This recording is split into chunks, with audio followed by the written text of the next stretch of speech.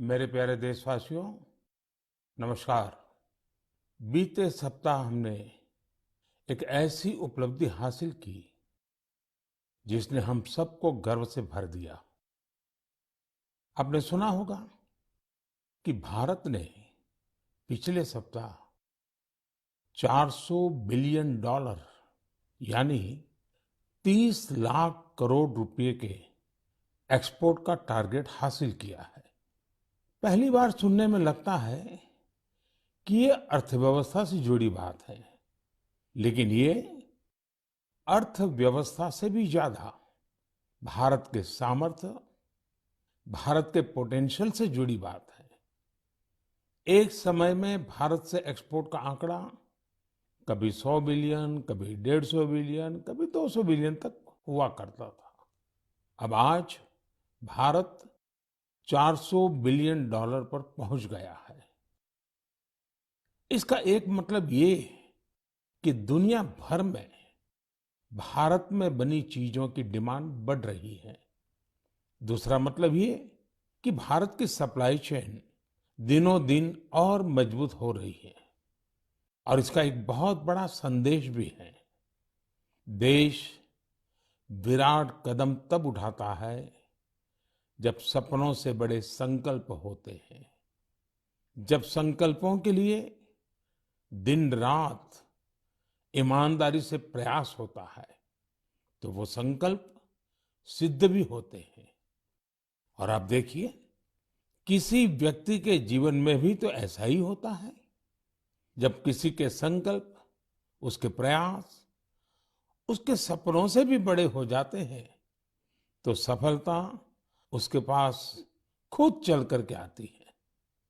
साथियों, देश के कोने कोने से नए नए प्रोडक्ट जब विदेश जा रहे हैं, असम के हैलाकांडी के लेदर प्रोडक्ट हो या उस्मानाबाद के हैंडलूम प्रोडक्ट, बीजापुर की फल सब्जियां हो और चंदौली का ब्लैक राइस, सबका एक्सपोर्ट बढ़ रहा है। अब आपको लद्दाख की विश्व प्रसिद्ध एप्रिकॉट दुबई में भी मिलेगी और सऊदी अरब में तमिलनाडु से भेजे गए केले मिलेंगे। और सबसे बड़ी बात ये कि नए नए प्रोडक्ट्स नए नए देशों को भेजे जा रहे हैं। जैसे हिमाचल, उत्तराखंड में पैदा हुए मिलेट्स, मोटे अनाज की पहली खेप डेनमार्क को निर्यात की गई। आंध्र प्रदेश के कृष्णा और चित्तूर जिले के बंगनपल्ली और सुवर्णरेखा आम दक्षिण कोरिया को निर्यात किए गए। त्रिपुरा से ताजा कटहल हवाई रास्ते से लंदन निर्यात किए गए। और तो और, पहली बार नागालैंड की राजा मिर्च को लंदन भेजा गया। इसी तरह भालिया गेहूं की पहली खेप गुजरात से केन्या और श्रीलंका निर्यात की गई। यानी अब आप दूसरे देशों में जाएंगे तो मेड इन इंडिया प्रोडक्ट्स पहले की तुलना में कहीं ज्यादा नजर आएंगे। साथियों, यह लिस्ट बहुत लंबी है और जितनी लंबी ये लिस्ट है, उतनी ही बड़ी मेक इन इंडिया की ताकत है, उतना ही विराट भारत का सामर्थ्य है। और सामर्थ्य का आधार है हमारे किसान, हमारे कारीगर, हमारे बुनकर, हमारे इंजीनियर, हमारे लघु उद्यमी, हमारा एमएसएमई सेक्टर, ढेर सारे अलग अलग प्रोफेशन के लोग, ये सब इसकी सच्ची ताकत है। इनकी मेहनत से ही 400 बिलियन डॉलर के एक्सपोर्ट का लक्ष्य प्राप्त हो सका है। और मुझे खुशी है कि भारत के लोगों का इस सामर्थ्य अब दुनिया के कोने कोने में नए बाजारों में पहुंच रहा है। जब एक एक भारतवासी लोकल के लिए वोकल होता है, तब लोकल को ग्लोबल होते देर नहीं लगती है। आइए, लोकल को ग्लोबल बनाएं और हमारे उत्पादों की प्रतिष्ठा को और बढ़ाएं। साथियों, मन की बात के श्रोताओं को ये जानकर भी अच्छा लगेगा कि घरेलू स्तर पर भी हमारे लघु उद्यमियों की सफलता हमें गर्व से भरने वाली है। आज हमारे लघु उद्यमी सरकारी खरीद में गवर्नमेंट ई मार्केटप्लेस यानी जेम के माध्यम से बड़ी भागीदारी निभा रहे हैं। टेक्नोलॉजी के माध्यम से बहुत ही ट्रांसपेरेंट व्यवस्था विकसित की गई है। पिछले 1 साल में जेम पोर्टल के जरिए सरकार ने 1 लाख करोड़ रुपए से ज्यादा की चीजें खरीदी हैं। देश के कोने कोने से करीब करीब 1.25 लाख लघु उद्यमियों, छोटे दुकानदारों ने अपना सामान सरकार को सीधे बेचा है। एक जमाना था जब बड़ी कंपनियां ही सरकार को सामान बेच पाती थी, लेकिन अब देश बदल रहा है, पुरानी व्यवस्थाएं भी बदल रही है। अब छोटे से छोटा दुकानदार भी जेम पोर्टल पर सरकार को अपना सामान बेच सकता है। यही तो नया भारत है। ये न केवल बड़े सपने देखता है, बल्कि उस लक्ष्य तक पहुंचने का साहस भी दिखाता है जहां पहले कोई नहीं पहुंचा है। इसी साहस के दम पर हम सभी भारतीय मिलकर आत्मनिर्भर भारत का सपना भी जरूर पूरा करेंगे। मेरे प्यारे देशवासियों, हाल ही में हुए पद्म सम्मान समारोह में आपने बाबा शिवानंद जी को जरूर देखा होगा। 126 साल के बुजुर्ग की फुर्ती देखकर मेरी तरह हर कोई हैरान हो गया होगा। और मैंने देखा, पलक झपकते ही वो नंदी मुद्रा में प्रणाम करने लगे। मैंने भी बाबा शिवानंद जी को झुककर बार बार प्रणाम किया।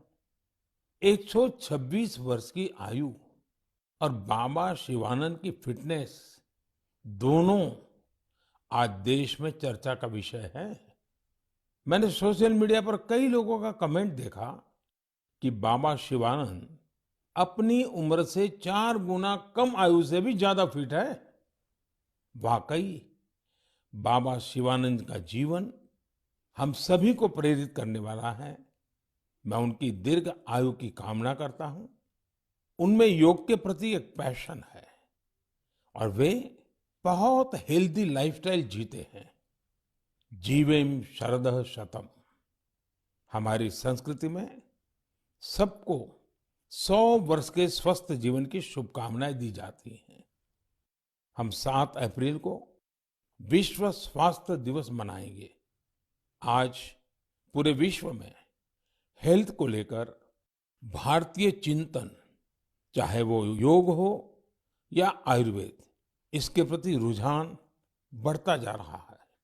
अभी आपने देखा होगा कि पिछले ही सप्ताह कतर में एक योग कार्यक्रम का आयोजन किया गया।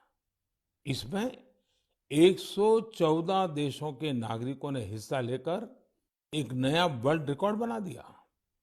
इसी तरह से आयुष इंडस्ट्री का बाजार भी लगातार बड़ा हो रहा है। 6 साल पहले आयुर्वेद से जुड़ी दवाइयों का बाजार 22,000 करोड़ रुपए के आसपास का था। आज आयुष मैन्युफैक्चरिंग इंडस्ट्री 1,40,000 करोड़ रुपए के आसपास पहुंच रही है।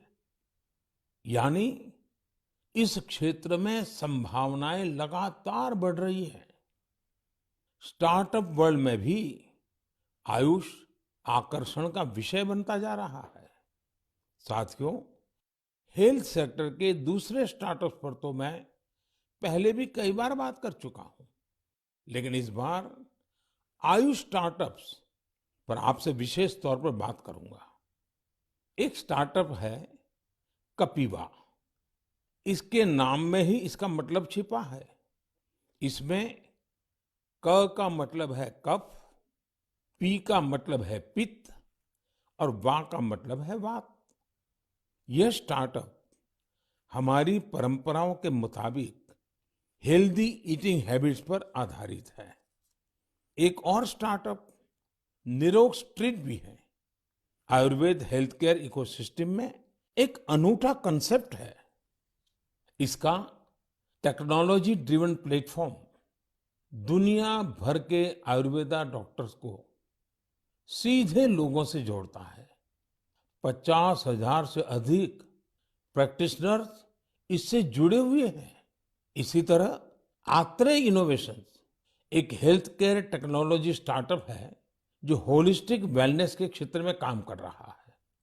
इक्सोरियल ने न केवल अश्वगंधा के उपयोग को लेकर जागरूकता फैलाई है, बल्कि टॉप क्वालिटी प्रोडक्शन प्रोसेस पर भी बड़ी मात्रा में निवेश किया है। क्योरवेदा ने जड़ी बूटियों के आधुनिक शोध और पारंपरिक ज्ञान के संगम से होलिस्टिक लाइफ के लिए डाइटरी सप्लीमेंट्स का निर्माण किया है। साथियों, अभी तो मैंने कुछ ही नाम गिनाए हैं, ये लिस्ट बहुत लंबी है। ये भारत के युवा उद्यमियों और भारत में बन रही नई संभावनाओं का प्रतीक है। मेरा हेल्थ सेक्टर के स्टार्टअप्स और विशेषकर आयुष स्टार्टअप से एक आग्रह भी है। आप ऑनलाइन जो भी पोर्टल बनाते हैं, जो भी कंटेंट क्रिएट करते हैं, वो संयुक्त राष्ट्र द्वारा मान्यता प्राप्त सभी भाषाओं में भी बनाने का प्रयास करें। दुनिया में बहुत सारे ऐसे देश हैं जहां अंग्रेजी न इतनी बोली जाती है और ना ही इतनी समझी जाती है। ऐसे देशों को भी ध्यान में रखकर अपनी जानकारी का प्रचार प्रसार करें। मुझे विश्वास है भारत के आयुष स्टार्टअप्स बेहतर क्वालिटी के प्रोडक्ट्स के साथ जल्द ही दुनिया भर में छा जाएंगे। साथियों, स्वास्थ्य का सीधा संबंध स्वच्छता से भी जुड़ा है। मन की बात में हम हमेशा स्वच्छता के आग्रहियों के प्रयासों को जरूर बताते हैं। ऐसे ही एक स्वच्छाग्रही हैं चंद्रकिशोर पाटिल जी। ये महाराष्ट्र में नासिक में रहते हैं। चंद्रकिशोर जी का स्वच्छता को लेकर संकल्प बहुत गहरा है। वो गोदावरी नदी के पास खड़े रहते हैं और लोगों को लगातार नदी में कूड़ा कचरा न फेंकने के लिए प्रेरित करते हैं। उन्हें कोई ऐसा करता दिखता है तो तुरंत उसे मना करते हैं। इस काम में चंद्रकिशोर जी अपना काफी समय खर्च करते हैं। शाम तक उनके पास ऐसी चीजों का ढेर लग जाता है जो लोग नदी में फेंकने के लिए लाए होते हैं। चंद्रकिशोर जी का ये प्रयास जागरूकता भी बढ़ाता है और प्रेरणा भी देता है। इसी तरह एक और स्वच्छाग्रही हैं ओडिशा में पुरी के राहुल महाराणा। राहुल हर रविवार को सुबह सुबह पुरी में तीर्थ स्थलों के पास जाते हैं और वहां प्लास्टिक कचरा साफ करते हैं। वो अब तक सैकड़ों किलो प्लास्टिक कचरा और गंदगी साफ कर चुके हैं। पुरी के राहुल हो या नासिक के चंद्रकिशोर, ये हम सबको बहुत कुछ सिखाते हैं। नागरिक के तौर पर हम अपने कर्तव्यों को निभाएं, चाहे स्वच्छता हो, पोषण हो या फिर टीकाकरण। इन सारे प्रयासों से भी स्वस्थ रहने में मदद मिलती है। मेरे प्यारे देशवासियों, आइए बात करते हैं केरला के मुपट्टम श्री नारायणन जी की। उन्होंने एक प्रोजेक्ट की शुरुआत की है जिसका नाम है pots for water of life. आप जब इस प्रोजेक्ट के बारे में जानोगे तो सोचेंगे कि क्या कमाल का काम है। साथियों, मुपट्टम श्रीनारायण जी गर्मी के दौरान पशु पक्षियों को पानी की दिक्कत ना हो, इसके लिए मिट्टी के बर्तन बांटने का अभियान चला रहे हैं। गर्मियों में वो पशु पक्षियों की इस परेशानी को देखकर खुद भी परेशान हो उठते थे। फिर उन्होंने सोचा कि क्यों न वह खुद ही मिट्टी के बर्तन बांटने शुरू कर दें, ताकि दूसरों के पास उन बर्तनों में सिर्फ पानी भरने का ही काम रहे। आप हैरान रह जाएंगे कि नारायण जी द्वारा बांटे गए बर्तनों का आंकड़ा 1 लाख को पार करने जा रहा है।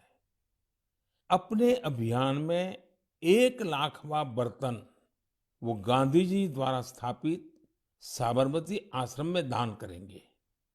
आज जब गर्मी के मौसम ने दस्तक दे दी है, तो नारायण जी का यह काम हम सबको जरूर प्रेरित करेगा और हम भी इस गर्मी में हमारे पशु पक्षी मित्रों के लिए पानी की व्यवस्था करेंगे। साथियों, मैं मन की बात के श्रोताओं से भी आग्रह करूंगा कि हम अपने संकल्पों को फिर से दोहराएं। पानी की एक एक बूंद बचाने के लिए हम जो भी कुछ कर सकते हैं वो हमें जरूर करना चाहिए। इसके अलावा पानी की रिसाइकलिंग पर भी हमें उतना ही जोर देते रहना है। घर में इस्तेमाल किया हो जो पानी गमलों में काम आ सकता है, गार्डनिंग में काम आ सकता है, वो जरूर दोबारा इस्तेमाल किया जाना चाहिए। थोड़े से प्रयास से आप अपने घर में ऐसी व्यवस्थाएं बना सकते हैं। रहीमदास जी सदियों पहले कुछ मकसद से ही कहकर गए हैं कि रहमन पानी राखिए, बिन पानी सब सून। और पानी बचाने के इस काम में मुझे बच्चों से बहुत उम्मीद है। स्वच्छता को जैसे हमारे बच्चों ने आंदोलन बनाया, वैसे ही वो वाटर वॉरियर बनकर पानी बचाने में मदद कर सकते हैं। साथियों, हमारे देश में जल संरक्षण, जल स्रोतों की सुरक्षा सदियों से समाज के स्वभाव का हिस्सा रहा है। मुझे खुशी है कि देश में बहुत से लोगों ने वाटर कंजर्वेशन को लाइफ मिशन ही बना दिया है। जैसे चेन्नई के एक साथी हैं अरुण कृष्णमूर्ति जी। अरुण जी अपने इलाके में तालाबों और झीलों को साफ करने का अभियान चला रहे हैं। उन्होंने 150 से ज्यादा तालाबों, झीलों की साफ सफाई की जिम्मेदारी उठाई और उसे सफलता के साथ पूरा किया। इसी तरह महाराष्ट्र के एक साथी रोहन काले हैं। रोहन पैसे से एक एचआर प्रोफेशनल है। वो महाराष्ट्र के सैकड़ों स्टेप वेल्स यानी सीढ़ी वाले पुराने कुओं के संरक्षण की मुहिम चला रहे हैं। इनमें से कई कुएं तो सैकड़ों साल पुराने होते हैं और हमारी विरासत का हिस्सा होते हैं। सिकंदराबाद में बंसीलाल पेट कुआं एक ऐसा ही स्टेप वेल है। बरसों की उपेक्षा के कारण ये स्टेप वेल मिट्टी और कचरे से ढंक गया था, लेकिन अब वहां इस स्टेप वेल को पुनर्जीवित करने का अभियान जन भागीदारी से शुरू हुआ है। साथियों, मैं तो उस राज्य से आता हूं जहां पानी की हमेशा बहुत कमी रही है। गुजरात में इन स्टेप वेल्स को बाव कहते हैं। गुजरात जैसे राज्य में बाव की बड़ी भूमिका रही है। इन कुओं या बावड़ियों के संरक्षण के लिए जल मंदिर योजना ने बहुत बड़ी भूमिका निभाई। पूरे गुजरात में अनेकों बावड़ियों को पुनर्जीवित किया गया। इससे इन इलाकों में वाटर लेवल को बढ़ाने में भी काफी मदद मिली।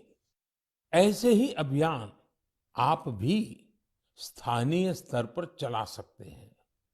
चेक डैम बनाने हो, रेन वाटर हार्वेस्टिंग हो, इसमें इंडिविजुअल प्रयास भी अहम है और कलेक्टिव एफर्ट्स भी जरूरी है। जैसे आजादी के अमृत महोत्सव में हमारे देश के हर जिले में कम से कम 75 अमृत सरोवर बनाए जा सकते हैं। कुछ पुराने सरोवरों को सुधारा जा सकता है, कुछ नए सरोवर बनाए जा सकते हैं। मुझे विश्वास है आप इस दिशा में कुछ न कुछ प्रयास जरूर करेंगे। मेरे प्यारे देशवासियों, मन की बात उसकी एक खूबसूरती ये भी है कि मुझे आपके संदेश बहुत सी भाषाओं, बहुत सी बोलियों में मिलते हैं। कई लोग माई गॉव पर ऑडियो मैसेज भी भेजते हैं। भारत की संस्कृति, हमारी भाषाओं, हमारी बोलियां, हमारे रहन-सहन, खान-पान का विस्तार, ये सारी विविधताएं हमारी बहुत बड़ी ताकत है। पूरब से पश्चिम तक, उत्तर से दक्षिण तक, भारत को यही विविधता एक करके रखती हैं, एक भारत श्रेष्ठ भारत बनाती हैं। इसमें भी हमारे ऐतिहासिक स्थलों और पौराणिक कथाओं दोनों का बहुत योगदान होता है। आप सोच रहे होंगे कि ये बात मैं अभी आपसे क्यों कर रहा हूं? इसकी वजह है माधवपुर मेला। माधवपुर मेला कहाँ लगता है, क्यों लगता है, कैसे ये भारत की विविधता से जुड़ा है, ये जानना मन की बात के श्रोताओं को बहुत इंटरेस्टिंग लगेगा। साथियों, माधवपुर मेला गुजरात के पोरबंदर में समंदर के पास माधवपुर गांव में लगता है। लेकिन इसका हिंदुस्तान के पूर्वी छोर से भी नाता जुड़ता है। आप सोच रहे होंगे कि ऐसा कैसे संभव है? तो इसका भी उत्तर एक पौराणिक कथा से ही मिलता है। कहा जाता है कि हजारों वर्ष पूर्व भगवान श्री कृष्ण का विवाह नॉर्थ ईस्ट की राजकुमारी रुक्मिणी से हुआ था। ये विवाह पोरबंदर के माधवपुर में संपन्न हुआ था और उसी विवाह के प्रतीक के रूप में आज भी वहां माधवपुर मेला लगता है। ईस्ट और वेस्ट का ये गहरा नाता हमारी धरोहर है। समय के साथ अब लोगों के प्रयास से माधवपुर मेले में नई नई चीजें भी जुड़ रही हैं। हमारे यहाँ कन्या पक्ष को घराती कहा जाता है और इस मेले में अब नॉर्थ ईस्ट से बहुत से घराती भी आने लगे हैं। एक सप्ताह तक चलने वाले माधवपुर मेले में नॉर्थ ईस्ट के सभी राज्यों के आर्टिस्ट पहुंचते हैं, हैंडीक्राफ्ट से जुड़े कलाकार पहुंचते हैं और इस मेले की रौनक को चार चांद लग जाते हैं। एक सप्ताह तक भारत के पूरब और पश्चिम की संस्कृतियों का ये मेल, ये माधवपुर मेला एक भारत श्रेष्ठ भारत की बहुत सुंदर मिसाल बना रहा है। मेरा आपसे आग्रह है, आप भी इस मेले के बारे में पढ़ें और जानें। मेरे प्यारे देशवासियों, देश में आजादी का अमृत महोत्सव अब जन भागीदारी की नई मिसाल बन रहा है। कुछ दिन पहले 23 मार्च को शहीद दिवस पर देश के अलग अलग कोने में अनेक समारोह हुए। देश ने अपनी आजादी के नायक नायिकाओं को याद किया, श्रद्धापूर्वक याद किया। इसी दिन मुझे कोलकाता के विक्टोरिया मेमोरियल में विप्लवी भारत गैलरी के लोकार्पण का भी अवसर मिला। भारत के वीर क्रांतिकारियों को श्रद्धांजलि देने के लिए यह अपने आप में बहुत ही अनूठी गैलरी है। यदि अवसर मिले तो आप इसे देखने जरूर जाइएगा। साथियों, अप्रैल के महीने में हम दो महान विभूतियों की जयंती भी मनाएंगे। इन दोनों ने ही भारतीय समाज पर अपना गहरा प्रभाव छोड़ा है। ये महान विभूतियां हैं महात्मा फुले और बाबा साहब आम्बेडकर। महात्मा फुले की जयंती 11 अप्रैल को है और बाबा साहब की जयंती हम 14 अप्रैल को मनाएंगे। इन दोनों ही महापुरुषों ने भेदभाव और असमानता के खिलाफ बड़ी लड़ाई लड़ी। महात्मा फुले ने उस दौर में बेटियों के लिए स्कूल खोले, कन्या शिशु हत्या के खिलाफ आवाज उठाई। उन्होंने जल संकट से मुक्ति दिलाने के लिए भी बड़े अभियान चलाए। साथियों, महात्मा फुले की इस चर्चा में सावित्रीबाई फुले जी का भी उल्लेख उतना ही जरूरी है। सावित्रीबाई फुले ने कई सामाजिक संस्थाओं के निर्माण में बड़ी भूमिका निभाई। एक शिक्षिका और एक समाज सुधारक के रूप में उन्होंने समाज को जागरूक भी किया और उसका हौसला भी बढ़ाया। दोनों ने साथ मिलकर सत्य शोधक समाज की स्थापना की, जन जन के सशक्तिकरण के प्रयास किए। हमें बाबा साहब आम्बेडकर के कार्यों में भी महात्मा फुले के प्रभाव साफ दिखाई देते हैं। वो कहते भी थे कि किसी भी समाज के विकास का आकलन उस समाज में महिलाओं की स्थिति को देखकर किया जा सकता है। महात्मा फुले, सावित्रीबाई फुले, बाबा साहब आम्बेडकर के जीवन से प्रेरणा लेते हुए मैं सभी माता पिता और अभिभावकों से अनुरोध करता हूं कि वे बेटियों को जरूर पढ़ाएं। बेटियों का स्कूल में दाखिला बढ़ाने के लिए कुछ दिन पहले ही कन्या शिक्षा प्रवेश उत्सव भी शुरू किया गया है। जिन बेटियों की पढ़ाई किसी वजह से छूट गई है, उन्हें दोबारा स्कूल लाने पर फोकस किया जा रहा है। साथियों, ये हम सभी के लिए सौभाग्य की बात है कि हमें बाबा साहब से जुड़े पंच तीर्थ के लिए कार्य करने का भी अवसर मिला है। उनका जन्मस्थान महू हो, मुंबई में चैत्य भूमि हो, लंदन का उनका घर हो, नागपुर की दीक्षा भूमि हो या दिल्ली में बाबा साहब का महापरिनिर्वाण स्थल, मुझे सभी जगहों पर, सभी तीर्थों पर जाने का सौभाग्य मिला है। मैं मन की बात के श्रोताओं से आग्रह करूंगा कि वे महात्मा फुले, सावित्रीबाई फुले और बाबा साहब आम्बेडकर से जुड़ी जगहों के दर्शन करने जरूर जाएं। आपको वहां बहुत कुछ सीखने को मिलेगा। मेरे प्यारे देशवासियों, मन की बात में इस बार भी हमने अनेक विषयों पर बात की। अगले महीने बहुत से पर्व त्योहार आ रहे हैं। कुछ ही दिन बाद ही नवरात्र है। नवरात्र में हम व्रत, उपवास, शक्ति की साधना करते हैं, शक्ति की पूजा करते हैं।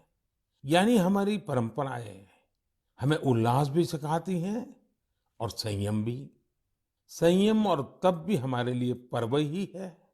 इसलिए नवरात्र हमेशा से हम सभी के लिए बहुत विशेष रही है। नवरात्र के पहले ही दिन गुड़ी पड़वा का पर्व भी है। अप्रैल में ही ईस्टर भी आता है और रमजान के पवित्र दिन भी शुरू हो रहे हैं। हम सबको साथ लेकर अपने पर्व मनाएं, भारत की विविधता को सशक्त करें, सबकी यही कामना है। इस बार मन की बात में इतना ही। अगले महीने आपसे नए विषयों के साथ फिर मुलाकात होगी। बहुत बहुत धन्यवाद।